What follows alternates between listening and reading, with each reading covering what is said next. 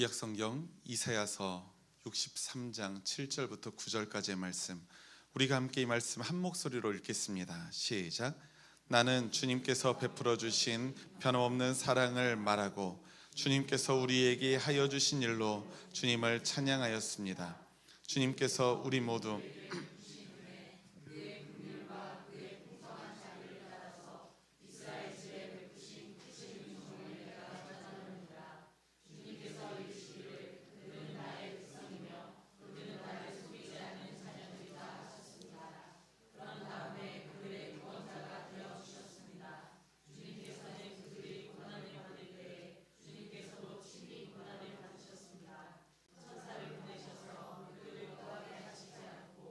주님께서 친히 그들을 구해 주셨습니다.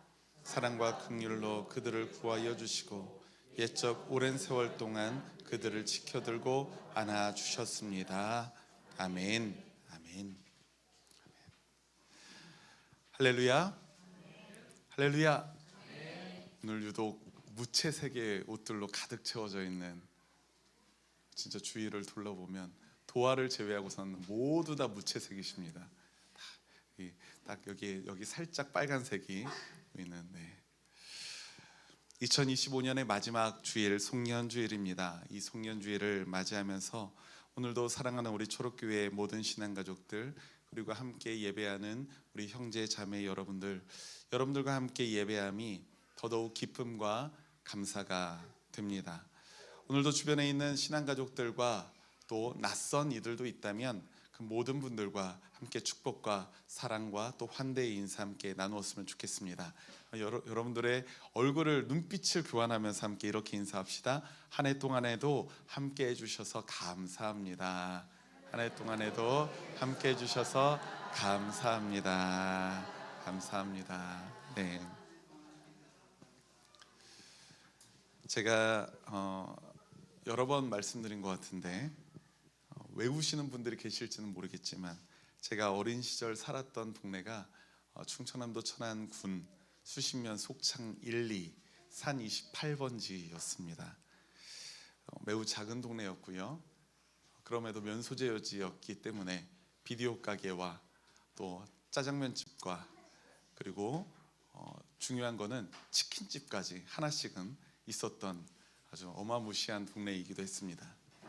제가 살았던 그 동네에는 방앗간이 하나 있었어요. 방앗간. 제 흐릿한 기억으로는 어떤 큰 미끄럼틀 같은 기구가 하나 있었던 것 같은데 그 용도는 제가 잘 모르겠습니다. 제가 그런데 확실한 기억은 매년 명절 즈음 되면, 그리고 연말 즈음 되면 하얀 김으로 그 방앗간이 가득했다는 것, 그리고 그 문 밖으로 그 하얀 김이 막 쓰여져 있었다는 것, 그리고 그 고소한 냄새가 참 좋았다는 것, 그것이 저의 확실한 기억입니다. 이맘때였던 것으로 기억하는데요, 어느 날 저희 어머니께서 교회 성도님들과 함께 나눠 드시겠다고 이 가래떡을 뽑을 건데 방앗간 같이 가자라고 말씀하셨습니다. 그래서 따라갔죠. 근데 방앗간에 갔더니 이미 길다란 가래떡들이 막 나오고 있는 거예요. 그 모습이 꽤 재미가 있었습니다. 그런데 그 가래떡이 나오다가 어느 정도 길이가 되면 꼭 이렇게 아주머니께서 이제 뭘로 잘라내셨는지는 기억이 안 나는데 계속 툭툭 잘라내시는 겁니다. 그때 늘 호기심이 많았던 꼬마 수강이는 어떤 생각을 했냐면, 저 가래떡을 끊지 않고 계속 나오게 하면 이렇게 감으면 얼마나 길게 뽑을 수 있을까라는 별 시덥지도 않은 생각을 하곤 했었습니다. 어쨌든 궁금하긴 했었어요. 계속 길지 않게 잘려지는 이 가래떡을 보면서 꽤나 제가 아쉬웠나 봅니다. 지금 제가 생각해 보면 자르지 않고 길게 뽑아서 밧줄을 감듯이 이렇게 감아 놓으면 이게 나중에 보관하기도 힘들고 먹기도 불편하고 그랬기 때문에 잘랐던 것은 아닐까 싶긴 합니다. 요즘에도 가래떡을 뽑을 때에 이렇게 적당한 길이로 잘라서 차곡차곡 비닐봉지에 싸서 이렇게 주기도 하죠.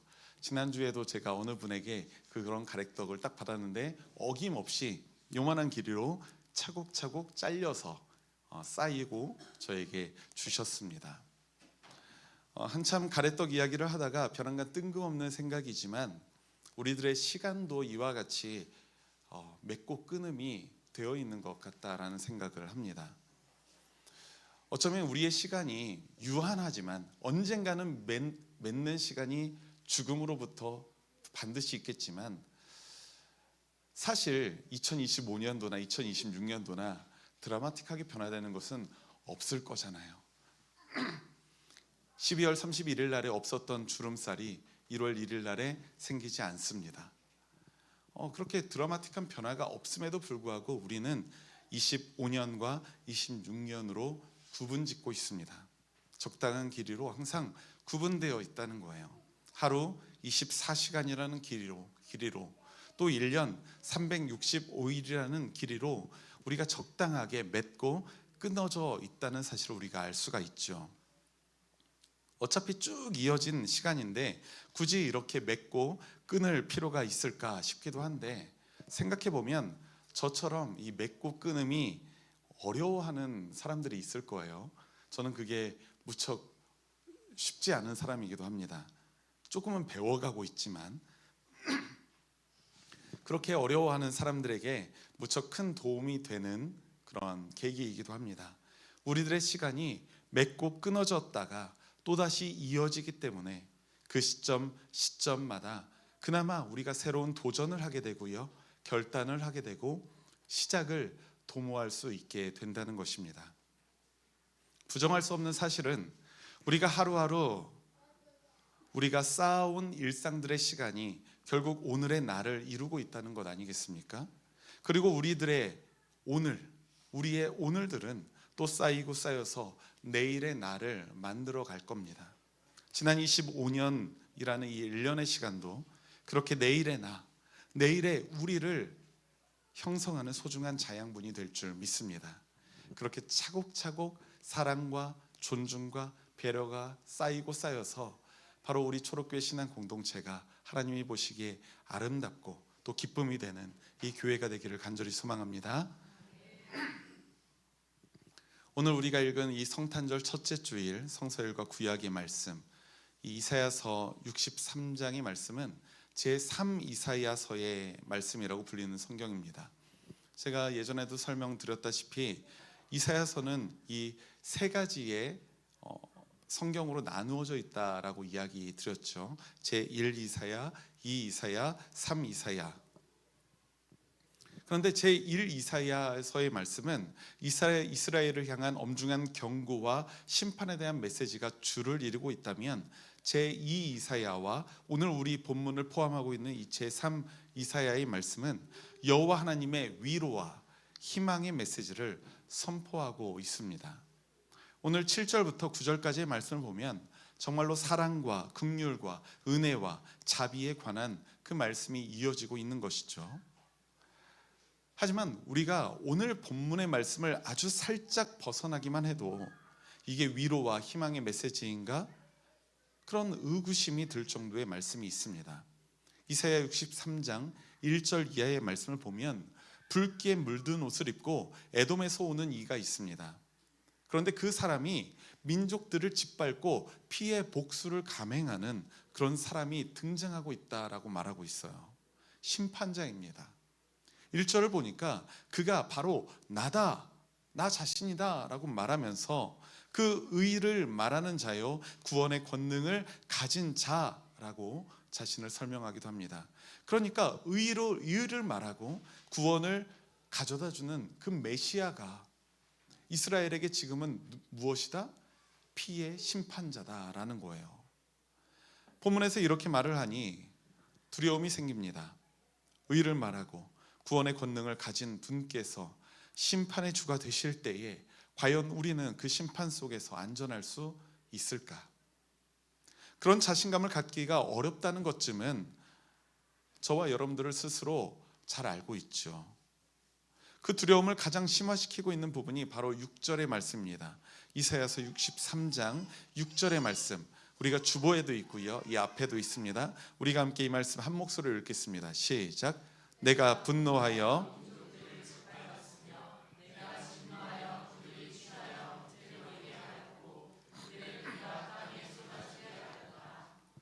아멘. 이 말씀이 정말 무시무시하죠. 하지만 아리송하게도 6절에 이어지는 7절 말씀은 완전히 다른 분위기를 보여주고 있습니다. 본문 7절의 말씀도 우리 함께 읽겠습니다. 시작. 나는 주님께서 베풀어 주신 변화없는 사랑을 말하고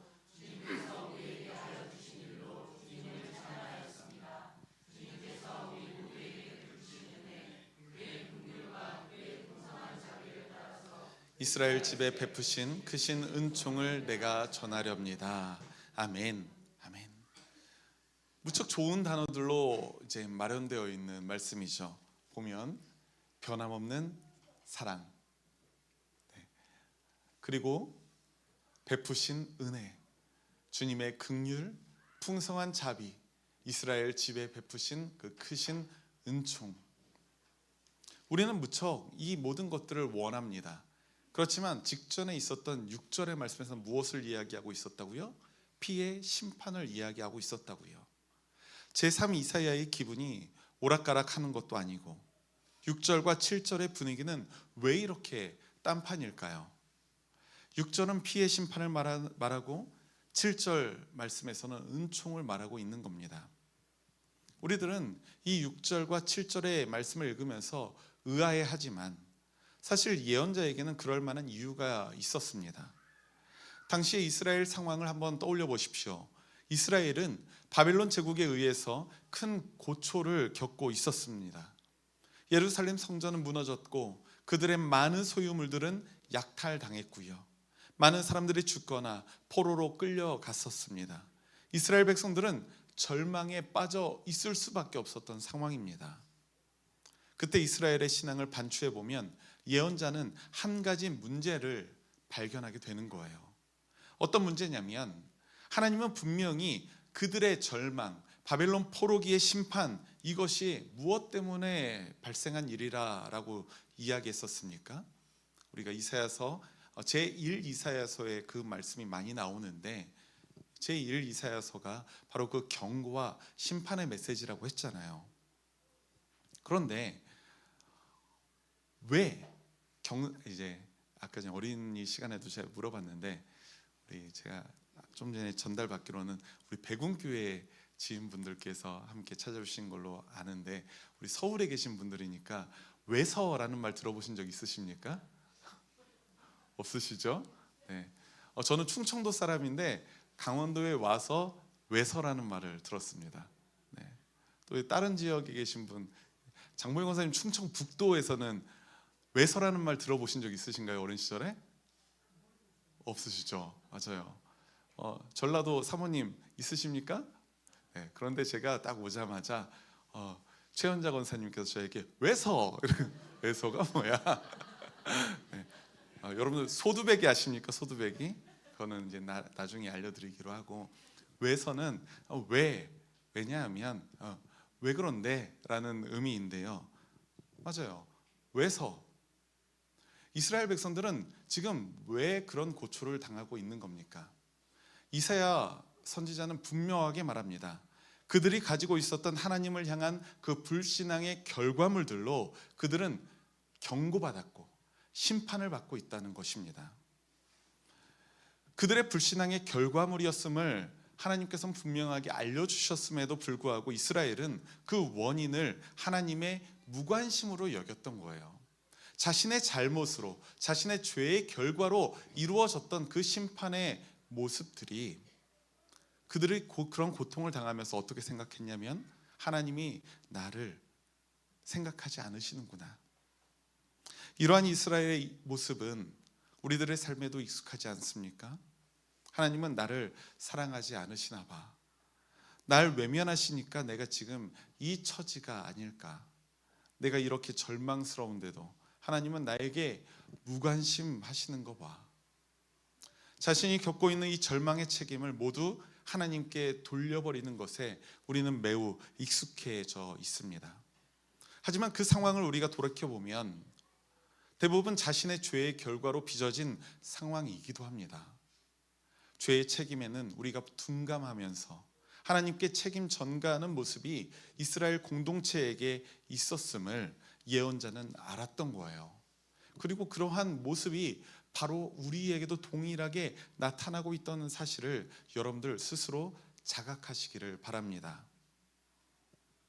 그래서 예언자에게는 하나님의 사랑과 자비와 긍휼과 은혜를 공동체에게 전할 책무가 있었습니다. 하나님이 그들에게 무관심하고 있는 분이 아님을 그들에게 깨닫게 할 필요가 있었다는 겁니다. 7절 마지막 문장을 다시 보시면 이렇게 증거하고 있습니다. 주님께서 우리 모두에게 베푸신 은혜, 그의 긍휼과 그의 풍성한 자비를 따라서 이스라엘 집에 베푸신 크신 은총을 내가 전하렵니다.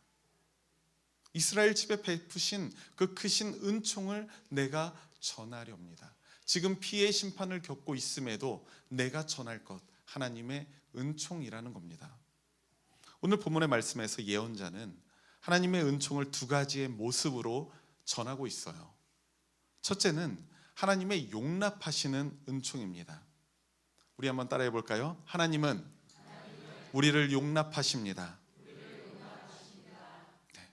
하나님의 용납하시는 은총이 우리에게 있습니다. 8절 말씀을 보십시오. 주님께서 이스라엘을 향해서 이렇게 말씀하십니다. 그들은 나의 백성이며 그들은 나를 속이지 않는 자녀들이다. 하지만 우리는 모두 알고 있죠. 구약의 역사는 어떤 역사입니까? 구약의 역사는요, 이스라엘이 하나님을 배신했던 역사입니다. 이스라엘이 하나님을 속였던 역사입니다. 이스라엘은 하나님을 항상 속여왔었어요. 그럼에도 불구하고 주님은 그들이 나를 속이지 않는 자녀들이다 라고 말씀하시고 있는 겁니다. 이 말은 객관적인 사실은 아니죠. 다만 하나님이 이스라엘을 얼마나 사랑하시는지, 또 그들의 허물에도 그들의 죄에도 불구하고 얼마나 그들을 용납하시는지를 보여주는 표현 아니겠습니까? 하나님은 우리의 죄를 용납하시며 구원의 길로 이끌어 가십니다. 그러한 사건의 전형이 바로 예수 그리스도의 십자가예요. 죄로 인해서 죽을 수밖에 없었던 우리들을 위해서 하나님의 어린 양으로 십자가를 지셨습니다. 그 십자가가 구원의 문이었기에 우리는 예수님을 우리의 구주로 믿고 고백하게 됩니다. 제가 제자 양육을 하면서 종종 드리는 아주 중요한 기독교의 핵심 복음의 메시지, 바로 이 칭의라는 것에 대해서 설명할 때 뭐라고 이야기합니까? 칭의는 의롭다라고 일컬음을 받는 거예요. 우리가 의인이 된 게 아닙니다. 죄인이었던 우리가 주님의 십자가로 의인이 된 게 아니에요. 죄인이었던 우리가 주님의 십자가로 의롭다고 일컬음을 받은 것뿐입니다. 우리는 변함없는 죄인이지만 하나님께서 의롭다라고 여겨주셨다는 것이 바로 칭의라는 거예요. 그러니까 무슨 말입니까? 칭의 자체가 하나님께서 죄인이었던 우리를 의롭다라고, 그래 너 죄인인 거, 죄 지은 거 아는데 내가 받아들여 줄게, 내가 용납해 줄게. 용납에는 두 가지 의미가 있습니다. 하나는 용서, 두 번째는 받아들여짐.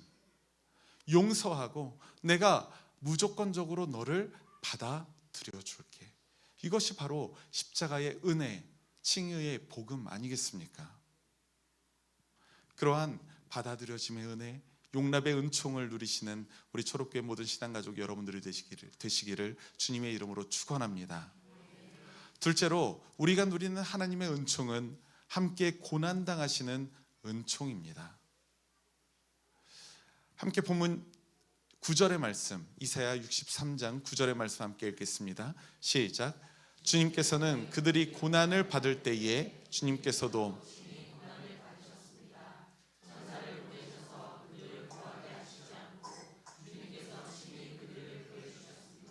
사랑과 긍휼로 그들을 구하여 주시고 옛적 오랜 세월 동안 그들을 지켜들고 안아주셨습니다. 아멘. 기독교 신앙의 가장 큰 신비가 무엇입니까? 기독교 신앙의 가장 큰 신비는 두말할 나위 없이 하나님이 사람이 되셨다라는 이 성육신의 신비입니다. 하나님이 사람이 되어 우리 가운데 오셨습니다. 그것을 기념하며 우리가 지난주 성탄절을 보냈고요. 지금도 성탄절 절기 가운데 우리가 있는 겁니다. 하나님이 사람이 되어 우리 가운데 오셨던 그 이유는 다름이 아니라 영원 속에 계신 우리 하나님이 유한한 인생이 겪어야 하는 그 아픔과 고난에 동참하시기 위함이라는 사실을 여러분들 기억하시기 바랍니다. 주님은 사람으로서 인간의 모든 아픔과 고난에 사랑으로 동참하십니다. 그리고 그 은혜에 우리가 눈을 뜰 때에 우리는 비로소 나는 사랑받는 존재라는 사실을 깨닫게 되는 거예요. 그리고 이전에 내가 세상에서 외롭고 소외당하며 살아왔던 것과는 달리 이제는 완전히 다른 새로운 삶을 살아가게 되는 것입니다. 사랑받는 자로서의 삶. 저명한 독일의 신학자이자 목회자인 디트리히 본회퍼라는 목사님의 책 정말 기독교는 비겁할까? 참 제목이 마음에 들어요. 네, 이 제목의 책에 이런 구절이 있습니다. 네, 딱 하면 딱 멋있을 줄 알았는데 네, 디트리히 본회퍼 목사님이시고요. 이분이 쓴 글의 일부분을 발췌했습니다. 함께 읽겠습니다. 시작. 제가 생각하기에 하나님은 행복보다 고통과 더 가까이 계시는 분입니다.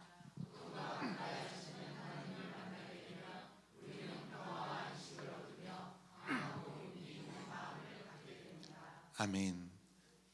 하나님은 행복보다 고통과 더 가까이 계시는 분입니다. 여기에서 저의 말을 한번 또 첨언을 하자면 하나님은 행복보다 고통과 더 가까이 계시는 분이기 때문에 당신의 자녀들은 우리를 행복으로 밀어주실 수 있는 분이신 것 같아요. 우리를 행복으로 밀어주심과 동시에 하나님은 점점 고통으로 들어가시는 것이겠죠. 하나님은 우리의 고통에 더 가까이 계시는 분이심을 아는 것, 그것이 그리스도인들이 절망을 이겨내는 방법 중에 하나입니다. 하나님이 우리의 아픔을 아시고 함께 아파하시며 당신의 사랑과 자비로 구원해 주실 줄 믿습니다. 그 믿음을 가지고 살아가는 존재가 바로 우리 그리스도인이라는 거예요. 그 믿음을 가지고 고난 중에도 우리를 사랑하시는 예수님의 손을 꼭 붙잡으시는 그런 은혜가 우리 성도 여러분들 가운데 있기를 간절히 소망합니다. 사랑하는 우리 초록교회 신앙가족 여러분, 우리가 함께 예배하는 우리 예배자 여러분, 예언자 이사야의 시대는 암울한 상황이었습니다. 공고히 세워져가는 이 바벨론 제국은 무너질 기미가 보이지 않던 때였습니다. 어차피 이스라엘이 하나님 앞에서 범한 죄의 결과와 심판으로 상황이 시작된 것이었기에 아마도 예언자 이사야는 고통스러웠을 거예요. 하나님이 주시는 그 심판의 결과를 보면서 얼마나 그 마음이 아프고 쓰렸겠습니까? 하지만 오늘 본문의 말씀에서 우리는 희망을 발견할 수 있습니다. 결국 하나님의 백성들의 희망은 무엇입니까? 하나님의 백성들의 희망은 하나님 아버지의 사랑과 자비와 은총이라는 사실을 여러분들 믿으시기 바랍니다. 그분이 우리의 죄를 용납하시고 우리의 아픔과 고통에 함께 아파하십니다. 그것이 우리의 소망입니다. 그리고 그분의 사랑과 긍휼로 우리를 구원하시는 참된 메시아가 되신다는 사실입니다. 때때로 하나님 나에게 왜 이렇게 무관심하십니까? 라고 말하면서 하나님의 사랑을 불신하는 기로에 우리가 서기도 합니다. 그럴 때마다 하나님의 은총에 눈을 뜨시는 저와 여러분들이 되시기를 간절히 소망합니다. 하나님의 사랑에 관한 그 사도 바울의 선포에 우리가 귀 기울여 보았으면 좋겠어요. 로마서 8장 38절과 39절 말씀입니다. 나는 확신합니다. 죽음도 삶도 천사들도 권세자들도 현재일도 장래일도 능력도 높음도 깊음도 그 밖에 어떤 피조물도 우리를 우리 주 예수 그리스도 안에 있는 하나님의 사랑 안에서 끊을 수가 없습니다. 아멘. 하나님의 이 깊고도 넓은 사랑을 누리며 그분의 은총 아래에서 하나님의 자녀된 그 합당한 삶을 살아가시는 우리 초록교회 모든 신앙가족 여러분들이 되시기를 간절히 소망합니다.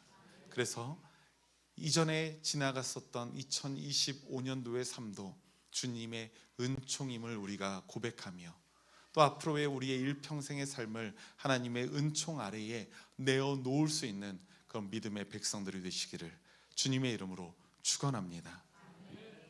우리가 함께 말씀을 기억하면서 주보에 있는 공동체의 기도, 우리가 한 목소리로 기도하길 원합니다. 기도하시겠습니다.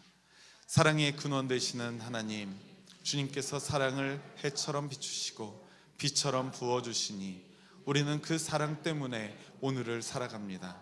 주님이 베푸신 은혜와 연약한 우리를 붙드신 긍휼, 포기하지 않으시는 자비하심이 우리에게 하나님의 은총으로 경험됩니다. 때로는 불신앙의 눈으로 살아가지만 결국 우리의 죄인된 모습도 용납하시고 우리의 아픔과 고통에 함께 동참하시는 주님의 은총에 눈을 뜨게 하옵소서. 그 사랑을 깨달아 받은 사랑에 부끄럽지 않은 풍성한 삶을 살아가게 하옵소서. 주님의 사랑과 은총이 평생토록 함께하길 소망하오며 우리 주 예수 그리스도의 이름으로 기도합니다. 아멘.